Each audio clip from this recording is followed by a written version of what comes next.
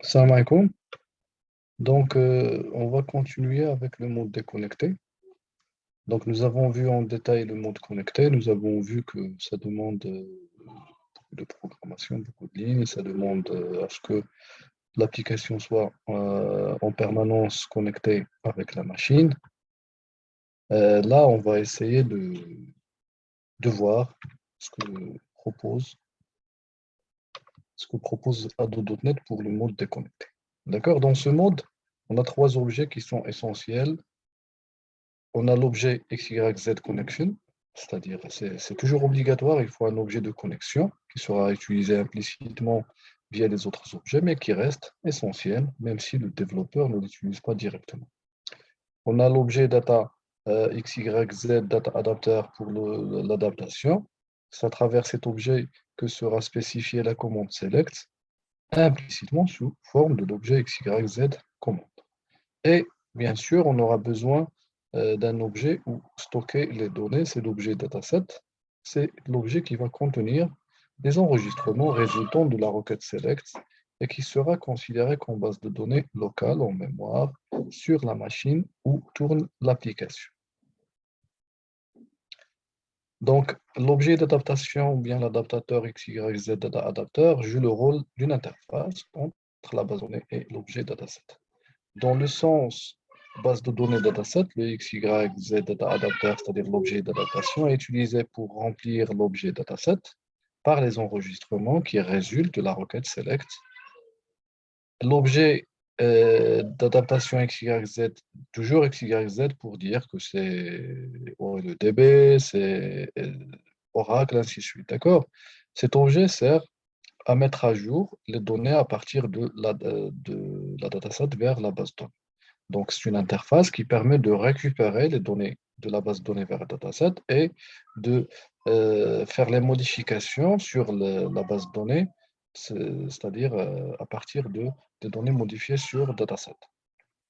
Donc, l'objet XYZ Data Adapter utilise les objets de commande select command, insert command, update et delete command. Donc, on va voir en détail dans quel contexte on va utiliser ces quatre commandes.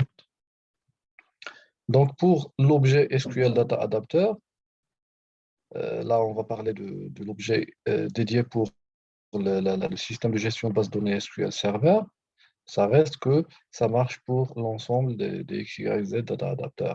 D'accord, on a les constructeurs suivants, donc constructeur build, constructeur avec la commande select, constructeur avec la commande select, c'est-à-dire chaîne de caractères et l'objet de connexion. Euh, Bien sûr, la requête select et la chaîne de connexion, c'est-à-dire qu'on peut soit implicitement utiliser le SQL, c'est-à-dire l'objet de connexion et l'objet de commande, ou bien les utiliser, c'est-à-dire explicitement. Donc, pour les propriétés de l'objet XYZ adapter, donc on a la propriété select command, donc c'est une propriété, c'est-à-dire utilise des getters et des setters. Donc, dans cette propriété, on peut définir l'instruction SQL, c'est-à-dire select à utiliser pour récupérer les enregistrements à partir de la base de données. Donc, on a la propriété insert command qui sera utilisée pour définir comment seront insérées les données dans la base de données. C'est-à-dire, on va les insérer tout d'abord dans le dataset et après, on va les insérer c'est-à-dire une fois le travail terminé, on va les insérer une fois pour toutes dans la base de données. De même pour update commande et pour delete commande. Donc, on va voir par la suite comment on va les utiliser. Donc voilà un petit exemple, c'est-à-dire de différentes utilisations de l'objet SQL Data Adapter. Donc là, on voit bien qu'on peut l'utiliser, c'est-à-dire créer un objet directement avec un constructeur sans paramètres et passer, c'est-à-dire configurer notre objet via les objets SQL, c'est-à-dire select command et c'est-à-dire la propriété select command et l'objet de connexion. D'accord? Sinon, on peut utiliser directement, c'est-à-dire créer un objet SQL command avec en paramètre la requête select et l'objet de connexion. et créer par la suite un objet d'adaptation utilisant cet objet de commande.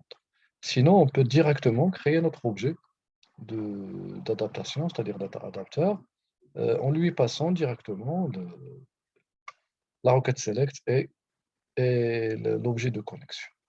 D'accord? Sinon, on peut c'est-à-dire ne pas utiliser l'objet de connexion et instancier notre objet avec la requête select et la chaîne de connexion et implicitement, ces objets seront créés. Donc, comme nous l'avons dit dans le mode déconnecté, nos données, c'est-à-dire les données à manipuler, seront stockées localement dans un objet dataset par le biais de la méthode fill d'un objet XYZ Data Adapter. Cette méthode fill est surchargée, c'est-à-dire qu'on peut l'utiliser sur différentes formes. La première forme, c'est-à-dire on va lui passer comme seul argument un objet dataset. Après exécution, cette méthode va remplir l'objet dataset avec les enregistrements résultant de la commande select. Et cette méthode renvoie le nombre de lignes reçues du serveur c'est-à-dire en retour. Donc, après, une table sera ajoutée à la dataset. Le nom de la table est le même que le nom de la table résultante de la requête select. Dans le cas où le nombre d'enregistrements à récupérer, c'est-à-dire résultant de la requête select est égal à 0, aucune table ne sera ajoutée à l'objet dataset. On peut aussi faire appel à la méthode fill en lui passant l'objet dataset et le nom de la table à utiliser. Dans ce cas, on veut que le nom de la table dans la dataset soit différent du nom de la table à récupérer, c'est-à-dire interrogée par la requête SQL, la requête select. Et comme troisième utilisation de la méthode fill, dans ce cas, on peut, en plus de l'objet dataset, préciser les enregistrements à y mettre, c'est-à-dire à mettre dans cet objet ou bien dans la table de l'objet dataset, c'est-à-dire en lui passant le numéro d'enregistrement par où on va commencer et le nombre d'enregistrements à mettre dans notre objet. Donc voilà un exemple. J'utilise le SQL Server, le système de gestion SQL Server. Donc là, premièrement, je vais créer mon objet de connexion, lui passant les informations nécessaires, c'est-à-dire la chaîne de connexion. Par la suite, je vais créer mon objet d'adaptation, lui passant la requête select. Donc déjà, je suppose que j'ai une base de données qui s'appelle Biblio, qui contient une table users qui sont déjà créées et remplies. D'accord? Dans l'objet d'adaptation, j'ai dit que la requête select est l'objet de connexion. Je vais créer un objet dataset, d'accord? Je vais remplir cet objet avec la méthode fill de l'objet d'adaptation, c'est-à-dire le premier paramètre, c'est la dataset et le nom de la table. Là, j'ai utilisé un nom différent de la table de la base de données réelle. Et je vais essayer d'afficher le nombre d'éléments à récupérer. D'accord? Par la suite, c'est-à-dire là, on peut faire, c'est-à-dire faire appel à un deuxième fil, c'est-à-dire faire appel une deuxième fois à la méthode fill sur le même objet, c'est-à-dire là, j'ai rien initialisé, je vais continuer le travail, d'accord? Donc je vais faire appel à la méthode fill en lui passant une autre fois l'objet dataset, mon objet, d'accord? Et ce qui va se passer, c'est que dans l'objet dataset, une deuxième table sera créée. La première, c'est user avec les 3 S à la fin, et une deuxième table qui sera créée dans l'objet de dataset avec comme enregistrement, c'est-à-dire les résultats de la requête select étoile from users. Cette fois, je n'ai pas précisé le nom de la table et automatiquement, ça sera users. D'accord? Euh, donc pour accéder aux éléments, c'est-à-dire aux tables de dataset, on peut utiliser l'écriture DS, c'est-à-dire l'objet dataset.tables. Cette propriété, elle est indexée en chaîne de caractères et en entier. C'est-à-dire, je peux faire entre crochets 0, c'est-à-dire des indices de table, 0 jusqu'à le nombre de tables, -1, ou bien je peux préciser le nom de la table. Donc, dans le cas où on veut récupérer quelques enregistrements, c'est-à-dire dans le troisième appel de la méthode fill, toujours dans le même objet dataset, je vais commencer par le premier enregistrement, c'est l'indice 0, et le nombre d'enregistrements à récupérer est égal à 2, et le nom de la table, je l'ai nommé comme Sum Records, d'accord? Cette table sera indexée, c'est-à-dire en 2, si je veux récupérer le nombre d'enregistrements, ainsi de suite, et je vais voir que ce sont en nombre de 2.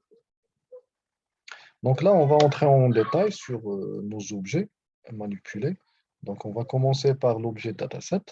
Donc, dataset peut être considéré comme une base de données locale, c'est-à-dire elle est stockée en mémoire chez le client, c'est-à-dire sur la machine où tourne l'application. Cet objet va contenir une copie des données récupérées par la requête select.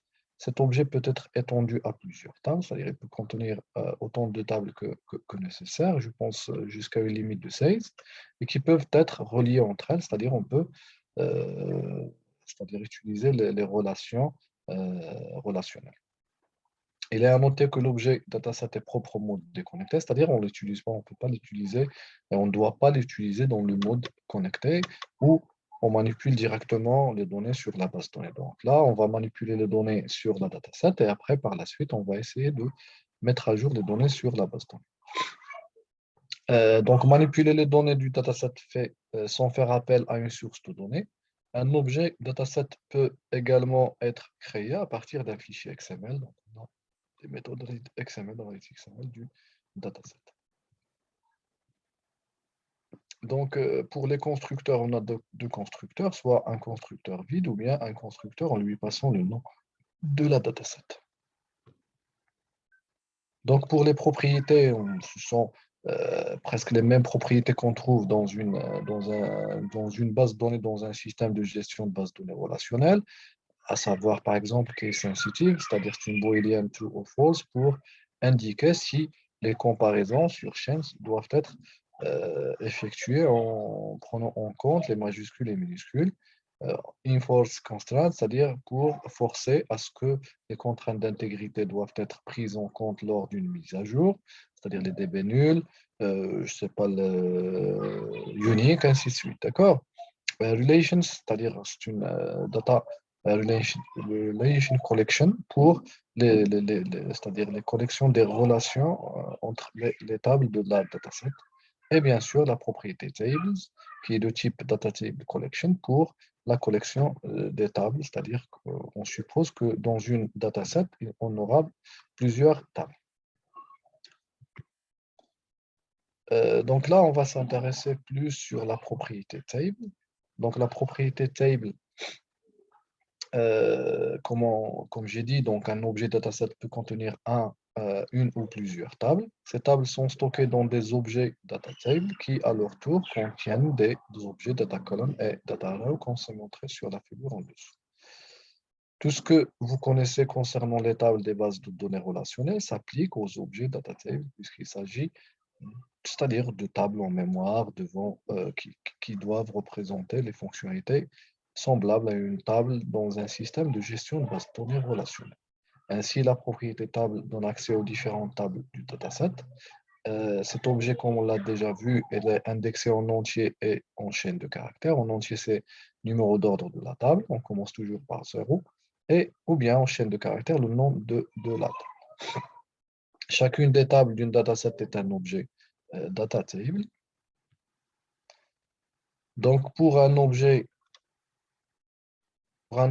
data table, on a un constructeur data, c'est-à-dire vide, et un constructeur avec comme argument le nom de la table en chaîne de caractères. Et parmi les propriétés, nous citons columns.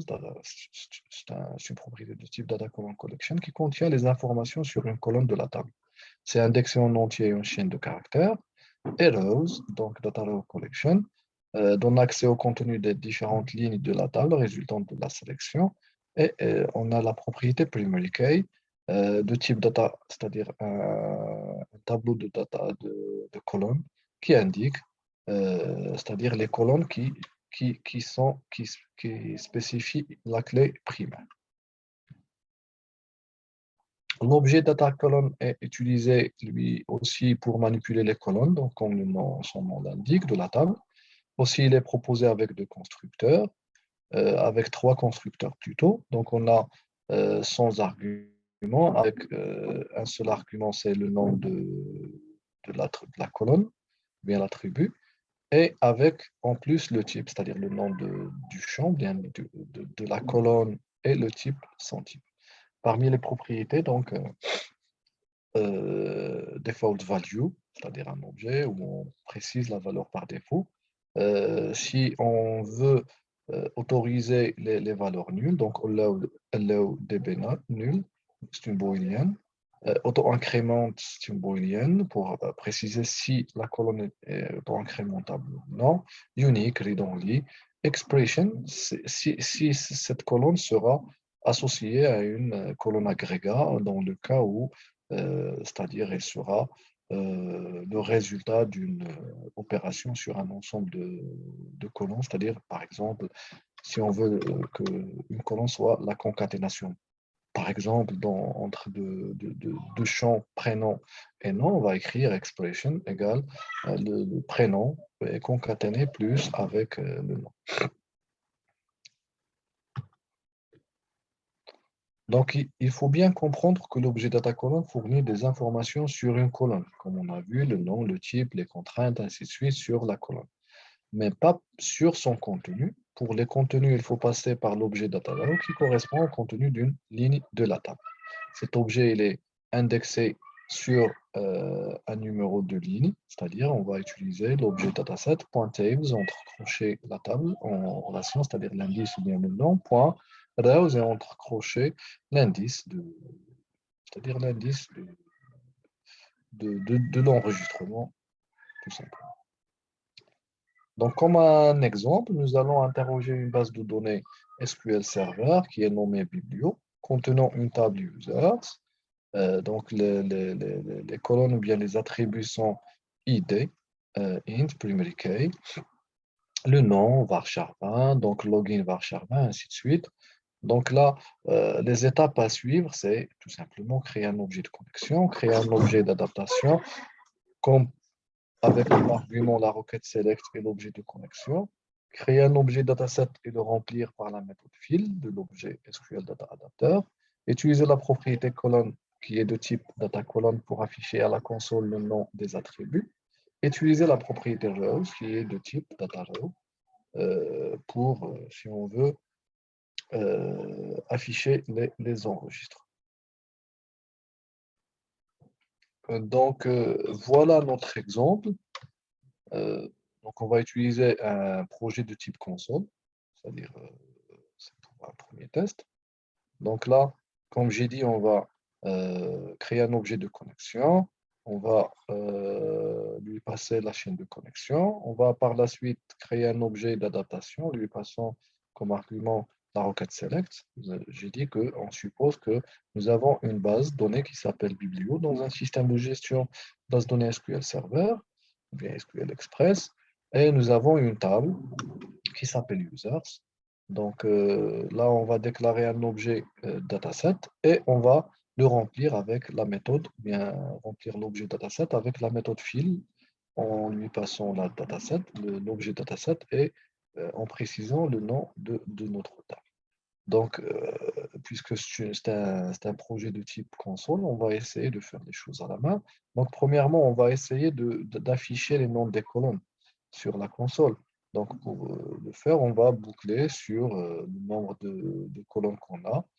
Donc, pour récupérer le nombre de colonnes, on a l'objet dataset.tables entre crochet 0, c'est-à-dire la première table. D'ailleurs, on n'a qu'une seule table. Point la propriété colonnes et point count pour récupérer le nombre d'attributs, bien de champs de la table. Donc là, on travaille sur dataset. Ce n'est pas comme le cas du mode connecté, on travaille directement sur la base. Là, on a récupéré les données dans le dataset et ça y est. Donc là, on n'a plus besoin d'une connexion permanente vers la base de données. Plutôt, on va travailler sur l'objet dataset. D'accord, on va écrire à la console les noms des colonnes. D'accord, c'est toujours dataset.tables entre crochets 0.colons, d'accord, colonne, donc entre crochets l'indice de la colonne et la propriété colonne name. Et on va boucler pour, c'est-à-dire sur tous les attributs. Donc là, j'ai utilisé des astuces pour aider à l'affichage. Donc après, on va afficher les enregistrements. On va faire pareil, mais cette fois, on va utiliser la propriété rows, donc c'est-à-dire le nombre d'enregistrements toujours .ts.datatable de 0.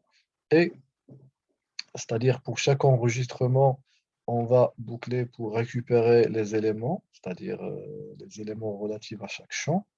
Donc là, on va ts.table0, on va utiliser la propriété rows que j'ai dit, c'est-à-dire c'est une matrice, c'est un tableau, donc c'est une matrice à 2D, donc en précisant le IG, c'est-à-dire le I, c'est l'enregistrement, et le J, c'est la colonne, et bien sûr, on va faire forcer la conversion vers chaîne de caractères pour, c'est-à-dire la rendre adaptée à l'argument de write, et ainsi de suite. D'accord, on va tester. Donc, voilà l'affichage. Donc, je vois. Attends, je vais annuler tout ça. Je vais relancer le partage. Cette fois, je vais partager le tout.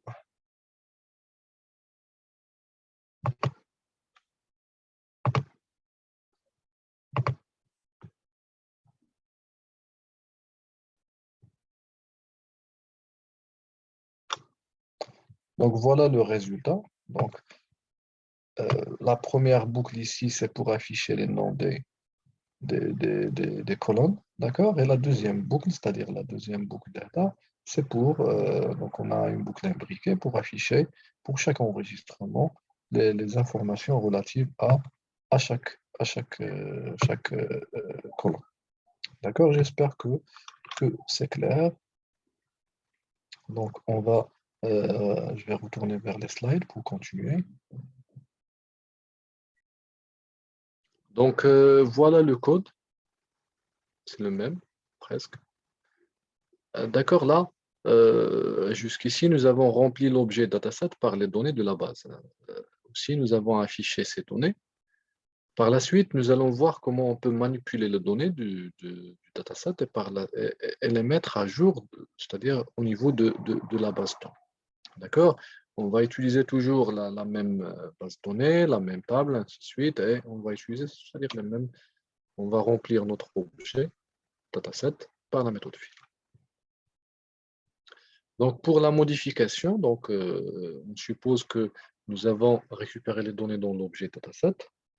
Donc, pour la modification, on peut faire simplement l'objet dataset.tables, c'est-à-dire users ou bien 0. Donc, je change à chaque fois les écritures pour vous dire que on peut le faire de plusieurs façons.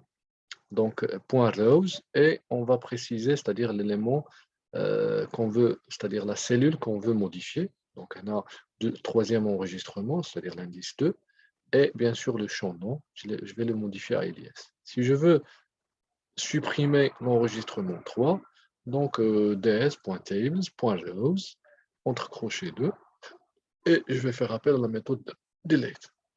Pour insérer un enregistrement, on crée tout d'abord un objet data et on insère avec la méthode add du rows de la table.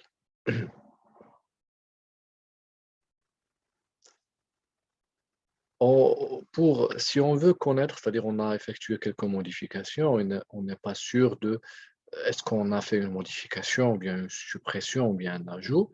Le framework.NET nous permet, via des propriétés, de voir quels sont les états. Ainsi, il est possible de connaître l'état de chaque ligne de la table, soit modifiée, soit supprimée, ajoutée ou non modifiée. utilisant donc la propriété rewState c'est-à-dire de rows, lui précisons bien sûr l'indice, c'est-à-dire la ligne. Cette propriété rewState, elle est de type data rewState, c'est une énumération avec comme valeur unchanged, added, deleted ou bien modified. Pour chaque champ d'une ligne, il est également possible de retrouver sa valeur avant modification, c'est-à-dire le dataset enregistre c'est-à-dire les valeurs avant et après modification. Bien sûr, on peut y accéder en précisant, c'est-à-dire pour rows, l'indice et le nom de la colonne, virgule, data row version, point original. C'est-à-dire là, on va récupérer la valeur originale avant modification. Une fois on a modifié les données au niveau de dataset, il faut, c'est-à-dire là, il faut mettre à jour, ou bien modifier les données au niveau de la base de données. Donc, toujours, il faut savoir qu'on travaille seulement sur une copie qui est stockée dans la base, dans l'objet dataset qui est stocké en mémoire de la machine sur laquelle tourne l'application. Et si on veut modifier, c'est-à-dire envoyer les modifications effectuées sur la dataset ou bien l'objet dataset vers la base de données, Allo.NET passe en revue chaque ligne du dataset et fait exécuter les commandes select contenues dans les objets update command, delete command, insert command et en fonction évidemment de la modification effectuée dans une ligne. Donc là, c'est-à-dire il faut savoir que on précise juste la requête select, mais comment seront effectuées les mises à jour, c'est-à-dire les modifications, que ce soit insertion, ou bien modification, ou bien suppression au niveau de la base de données. Il faut vraiment, jusqu'ici, l'objet d'adaptation ne peut pas le faire. Il faut lui dire comment on va effectuer ces modifications. D'accord? Pour le faire, en général, on a deux façons.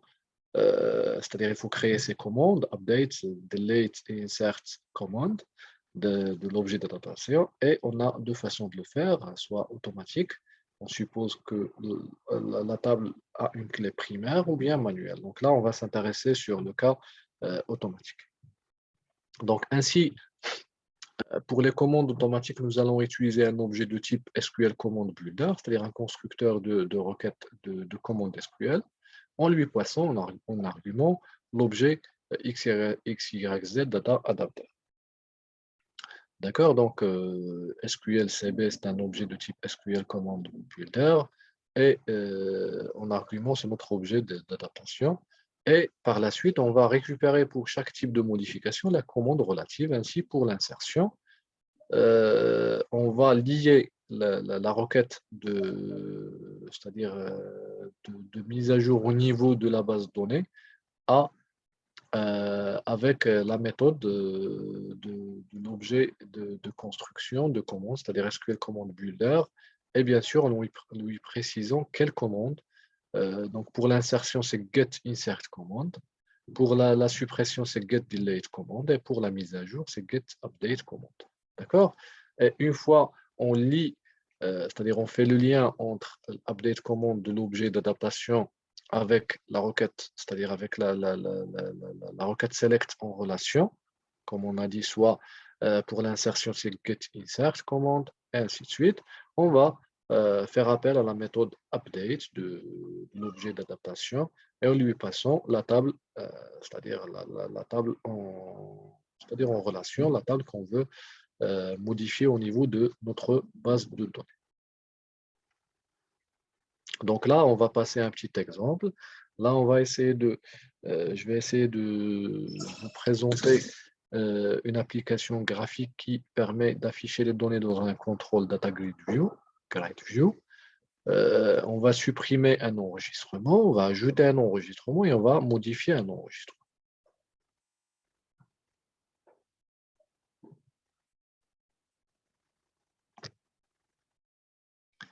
Donc voilà notre interface. C'est-à-dire c'est notre projet. Je vais arrêter je vais partager à nouveau.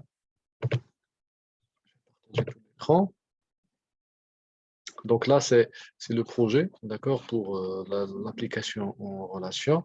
Donc là, ce que j'ai fait, donc j'ai créé des zones de texte de saisie pour l'ajout des informations, c'est-à-dire l'idée, nom d'utilisateur et le mot de passe.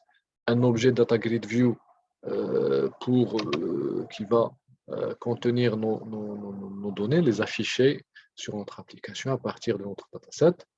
Le bouton ajouter pour ajouter, c'est un enregistrement. Le bouton supprimer, on va supprimer la ligne sélectionnée dans la data grid view et modifier, on va récupérer les données, les envoyer à un autre formulaire, les modifier et après les enregistrer dans notre base de données. D'accord? On va aller vers c'est-à-dire le form load pour voir ce qui se passe. D'accord? J'ai déjà déclaré en haut donc mes objets parce qu'ils seront utilisés par l'ensemble de plusieurs méthodes. Donc SQL Connection, SQL Data Adapter et ma dataset. Donc là, la connection string elle est là. Donc je vais créer mon objet d'adaptation, lui passant cette fois donc la chaîne de connexion et la requête SQL. Je vais remplir ma dataset en utilisant donc l'objet d'adaptation et je vais c'est-à-dire mentionner que la source de données de Data Grid View est la première table, c'est-à-dire celle que je viens de remplir. Donc par la suite, pour le bouton ajouter, d'accord, je vais utiliser un objet DataRow. Je vais le remplir avec ce qui est saisi dans les zones de texte, d'accord, et je vais ajouter au niveau de ma table de dataset, utilisant donc la méthode add de la propriété rows, d'accord, en lui passant l'objet de DataRow que je viens de créer. Jusqu'ici, les modifications sont effectuées seulement sur dataset. Là, on essaie de faire, c'est-à-dire commit, de les envoyer vers ma base de données. Donc, comme j'ai dit, il faut créer un objet de construction de la commande. Donc, on va utiliser l'objet SQL, c'est-à-dire la classe SQL Command Builder, en lui passant, c'est-à-dire un constructeur, en lui passant comme objet SQL l'adaptateur. Et je vais préciser donc c'est-à-dire parce que là, je vais insérer. Donc l'objet d'adaptation.update commande, je lui affecte le résultat c'est-à-dire l'instruction de sélection, d'insertion plutôt, avec get insert commande de l'objet SQL commande plus tard. Et par la suite, je vais faire appel à la méthode update en lui précisant la table qui sera modifiée au niveau de la base de données. D'accord? Ici, je vide mes zones de texte. D'accord. Pour la suppression, comme j'ai dit, je vais récupérer l'indice, c'est-à-dire c'est l'indice de ma data grid view. D'accord. Et par la suite, je vais faire appel à la méthode delete sur l'indice de rows. Et de même, je dois construire ma requête, c'est-à-dire ma requête de suppression, delete, en utilisant getDelete commande. Et je vais faire appel à la méthode update. D'accord. Donc là, pour la mise à jour, donc, on va voir par la suite que ces codes, on n'en aura plus besoin. D'accord. Je vais vous montrer par la suite comment développer la même application, mais avec le moins de code possible. C'est-à-dire on n'aura plus besoin de préciser ceci, ni de récupérer les données utilisant des instructions banales et basiques pour les afficher dans des zones de texte. On va lier nos contrôles directement avec une source de données de la base. Donc pour la modification, là, parce que je dois afficher les données et donner la main à l'utilisateur de les modifier avant de les envoyer vers, c'est-à-dire premièrement sur mon objet dataset et par la suite au niveau de la base de données.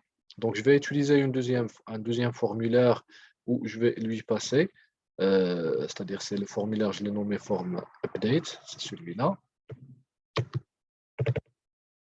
celui-là, donc je vais le remplir avec les données à partir de ma data grid view.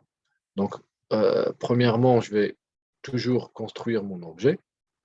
Alors, on peut le déclarer une première fois au niveau de comme étant un objet de classe. Je le fais à chaque fois pour, c'est-à-dire montrer comment les choses sont effectuées indépendamment des autres opérations. Et bien sûr, update commande de l'objet d'adaptation avec, on va le remplir avec le get update commande. Je vais récupérer une cellule, d'accord?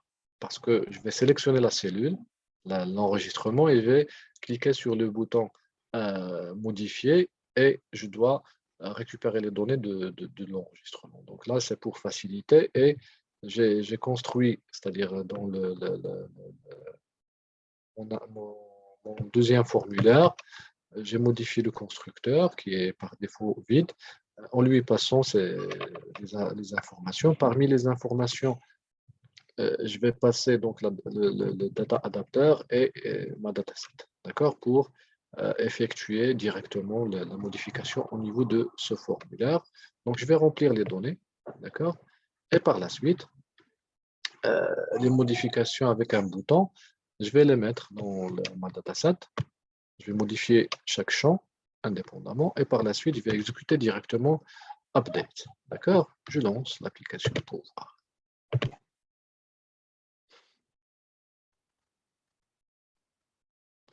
Donc là, je vais commencer par la suppression. Par exemple, cet enregistrement, automatiquement, il est supprimé. Et c'est supprimé au niveau de la base dataset et au niveau de la base donnée. Pour vérifier, je vais fermer et relancer l'application parce que l'application, on commence par charger les données à partir de la base donnée. D'accord? Je vais ajouter, par exemple, un test, non, test user et les mots de passe et je vais ajouter. D'accord? C'est toujours, si on enlève le builder, les modifications seront effectuées au niveau de dataset et si on ferme et on ouvre, l'application ne va pas trouver les modifications. D'accord?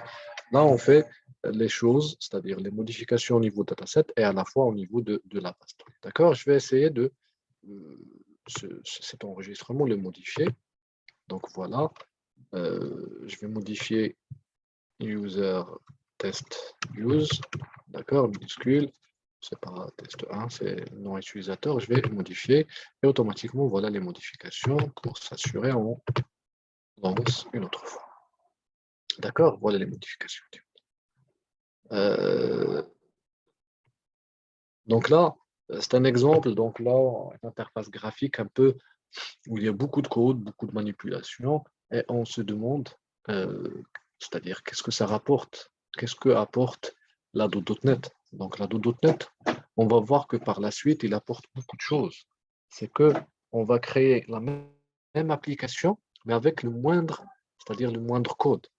Je vais vous montrer dans c'est-à-dire une vidéo suivante, comment créer à la volée une application utilisant directement une data source à partir de la base de données. Et vous allez voir que c'est la même application, mais avec vraiment c'est-à-dire un code très, très, très mini. Donc, pour terminer, donc, il vous sera demandé de faire un exercice. Donc, je pense qu'on a déjà parlé lors d'une séance, c'est en fait de développer un contrôle utilisateur. Donc, on a déjà vu comment déclarer, comment développer un contrôle utilisateur, mais cette fois, ce contrôle doit permettre de se connecter à une table dans une base de données SQL Server utilisant une propriété notée connection string, c'est-à-dire il faut ajouter une propriété qui va contenir la chaîne de connexion et ce contrôle va afficher les enregistrements. Donc là, il faut utiliser c'est-à-dire Data Grid View, c'est-à-dire développer un contrôle utilisateur en se basant sur l'objet Data Grid View. Par la suite, il faut modifier le contrôle pour donner la possibilité d'utiliser un des systèmes de gestion de base de données, c'est-à-dire ajouter une autre propriété pour préciser quel système de gestion de base de données. D'accord? Pour faciliter la tâche. Donc, c'est ainsi que se termine ce chapitre. On a vu la do.NET, on a vu la do.NET en mode connecté, on a vu la do.NET en mode déconnecté. Et comme je vous ai promis, je vais vous faire une démonstration sur comment créer une application graphique avec C# pour la gestion et la manipulation d'une base de données, et bien sûr avec le minimum de code. Donc, à la prochaine. Salam alaikum.